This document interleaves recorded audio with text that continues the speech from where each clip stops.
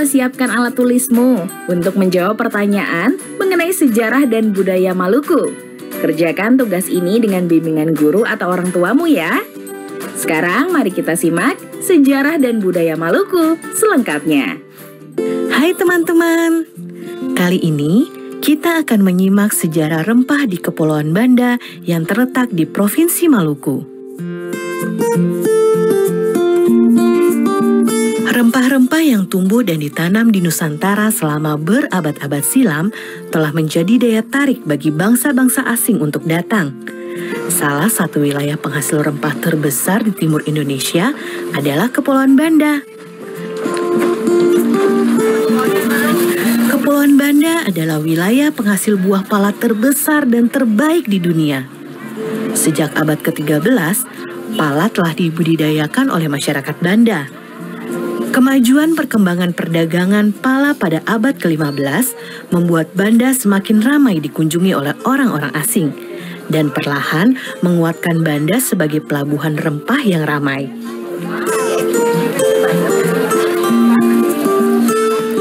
Sudah sejak lama, pala dimanfaatkan untuk berbagai kebutuhan hidup manusia.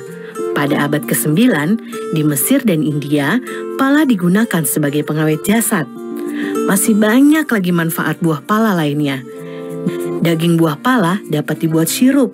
Fuli atau kulit pembungkus biji pala dapat dimanfaatkan untuk membuat parfum, dan biji pala dimanfaatkan untuk obat-obatan, bumbu masak, kosmetik, dan minyak astiri. Berbagai manfaat buah pala inilah yang membuat bangsa Eropa sejak abad ke-16 berlomba-lomba datang ke Banda.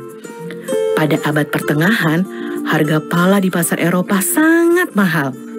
Kalau dibandingkan dengan zaman sekarang, seperti gadget canggih yang harganya bisa puluhan juta rupiah.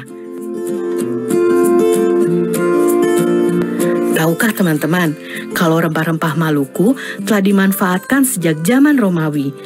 Pala dibawa ke Eropa oleh para pedagang Cina yang singgah di Maluku. Pala juga dibawa oleh para pedagang India melintasi Asia Tengah dan Asia Barat. Dari situlah kemudian pala tersebar ke berbagai penjuru dunia.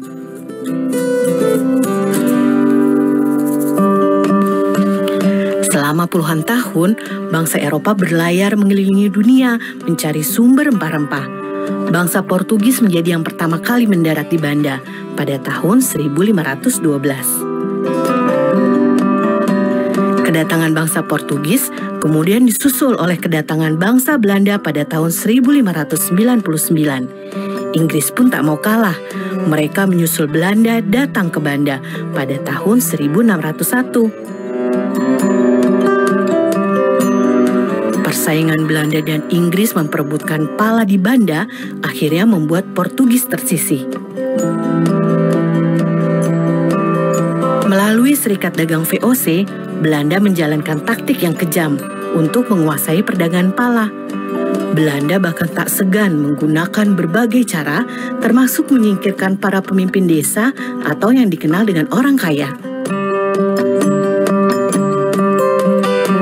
Kedatangan bangsa Eropa yang ingin menguasai perdagangan pala membuat masyarakat Banda menderita. Kejayaan pala sebagai rempah-rempah yang dicari oleh masyarakat dunia justru membuat masyarakat Banda perlahan terpinggirkan. Pada abad ke-19, setelah Inggris berhasil merebut Pulau Run dari tangan Belanda, Inggris kemudian membawa pohon pala keluar dari Banda dan mulai menanamnya di Sumatera dan Malaysia. Sejak saat itu, monopoli perdagangan pala dunia yang dikuasai oleh VOC pun runtuh. Nah teman-teman, kini pala dapat kita peroleh dengan mudah di seluruh Indonesia. Ibu dan nenek kita sering memakai bubuk pala sebagai bumbu dapur. Kita juga bisa menikmati berbagai olahannya, seperti manisan, sirup, dan minyak gosok. Ternyata, di balik bentuk pala yang mungil, tersimpan sejarah yang luar biasa ya. Sampai jumpa di cerita seru sejarah Indonesia lainnya. Nah, adik-adik, sekarang waktunya menjawab pertanyaan. Siap-siap mencatat ya. Pertanyaannya adalah, bagaimana cara membudidayakan tanaman buah pala? Dicatat ya, bagaimana cara membudidayakan tanaman buah pala? Jawablah pertanyaan ini sebagai tugas ya.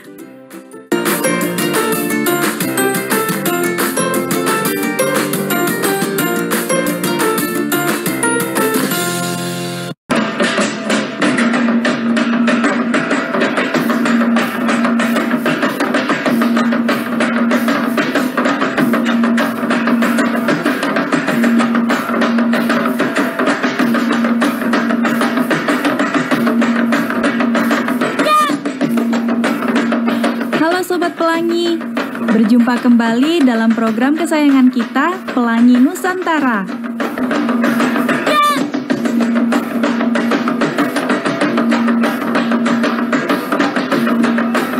Sobat Pelangi, coba lihat teman-teman kita yang cantik ini. Mereka itu sedang menari apa ya?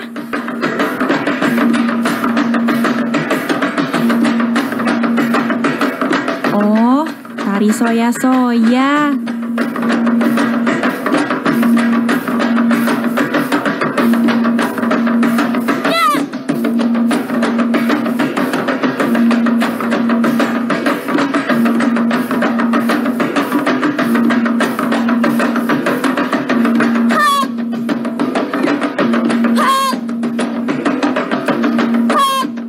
Tari soya-soya itu apa sih?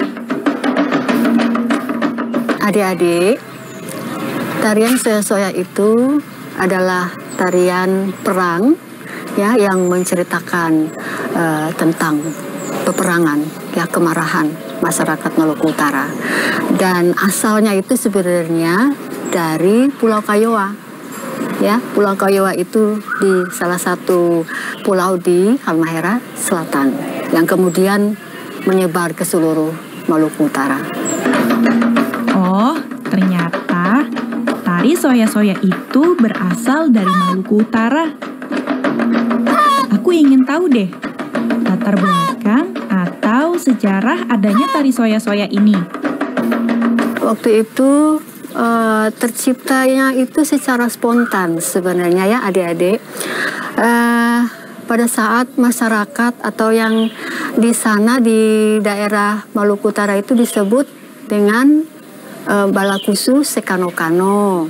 Ya, Balakusu Sekano-Kano itu artinya rakyat yang merasa marah mengetahui bahwa Sultan Babullah diculik kemudian dibunuh. Seperti itu sampai terciptanya tarian tersebut gitu. Sobat Pelangi, perhatikan deh pakaian dan tata rias wajah mereka. Keren ya. Kalian mau tahu tidak bagaimana mereka merias wajah dan tata cara mengenakan kostum untuk tarian soya-soya ini? Kalau aku sih mau tahu banget. Kita simak penjelasan berikut ini. Untuk kostum soya-soya ini dari setelan ya, seperti kemeja dan celana panjang. Kemudian ada selempang kiri kanan ya, warna merah atau kuning. Kemudian rok. Nah, rok ini adik-adik berwarna 4 aja ya.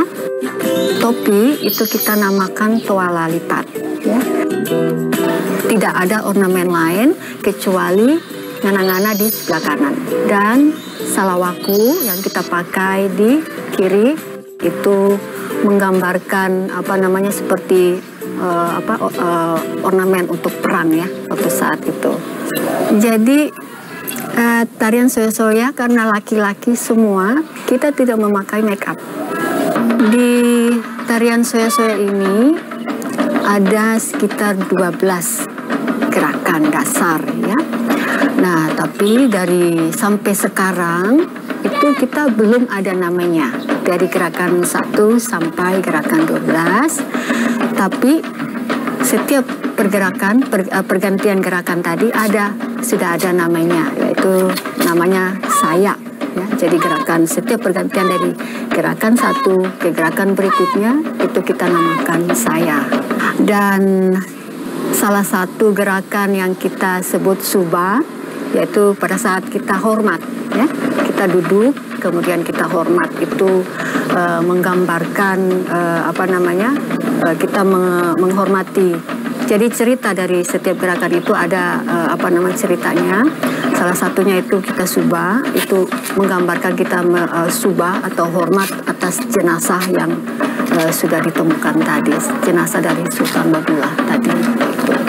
Jadi kostum adik-adik yang digunakan untuk penari soya-soya ini sangat unik ya. Kita adaptasi dari bangsa kolonial dulu rupanya ya. Jadi ada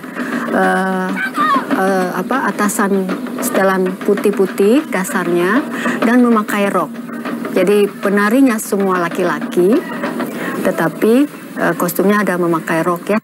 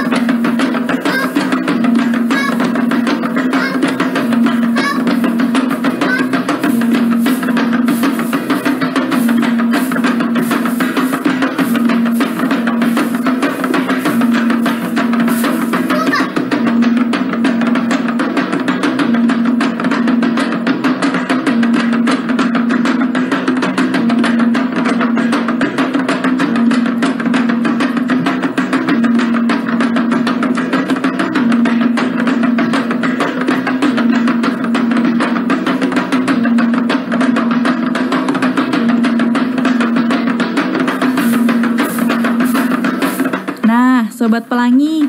Demikian program Pelangi Nusantara kali ini. Sampai jumpa di episode selanjutnya. Nah, adik-adik, sekarang waktunya menjawab pertanyaan. Siap-siap mencatat ya. Pertanyaannya adalah, soya-soya merupakan salah satu tarian yang berasal dari daerah Maluku Utara. Apa yang harus kamu lakukan untuk melestarikan budaya nasional seperti tari soya-soya? Dicatat ya, soya-soya merupakan salah satu tarian yang berasal dari daerah Maluku Utara. Apa yang harus kamu lakukan untuk melestarikan budaya nasional seperti tari soya-soya? Jawablah pertanyaan ini sebagai tugas ya.